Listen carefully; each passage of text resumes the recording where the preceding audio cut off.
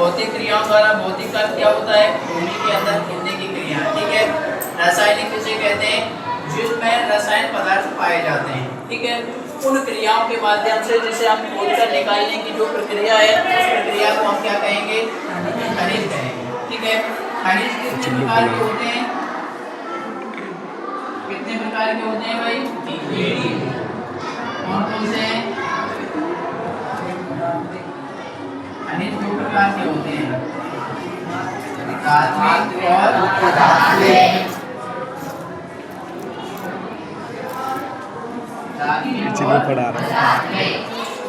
दो ही प्रकार हैं, ये कोई दिक्कत थोड़ी है। खनिजों के बाद कौन कौन से आएंगे, खनिजों के प्रकार हैं दो, एक होता है धात्विक और एक होता है अधात्विक। अब सबसे पहले हमें देखना है धात्विक खनिज किन्हें कहते हैं, किन्हें कहते हैं धात्विक खनिज, वे पदार्थ जिनमें धातु का अंश पाया जाता है, धातु की मात्रा विद्यमान होती है, क्या कहलाते हैं,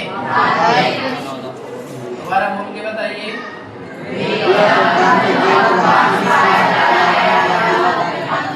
कोई दिक्कत है, धातु का अंश है तो धात्विक है, अगर अंश नहीं है तो ठीक है,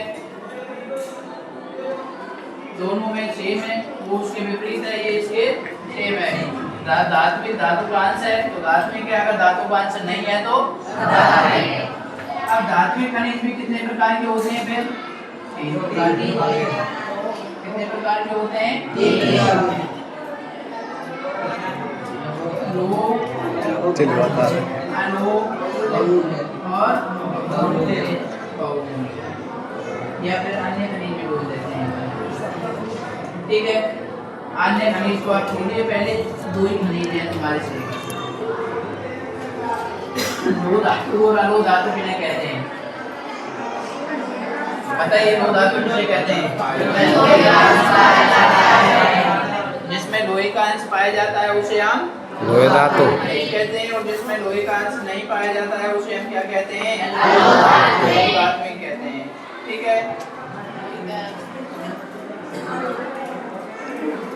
2 मिनट की बनी।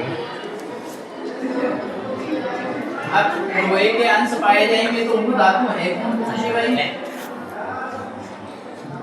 इसकी परिभाषा आपने आपको बताई दी है, जैसे धातु के अंश के अंश पाए जाते हैं वो धात्विक खनिज कहलाते हैं, अंश नहीं पाए जाते हैं अधात्विक कहलाते हैं।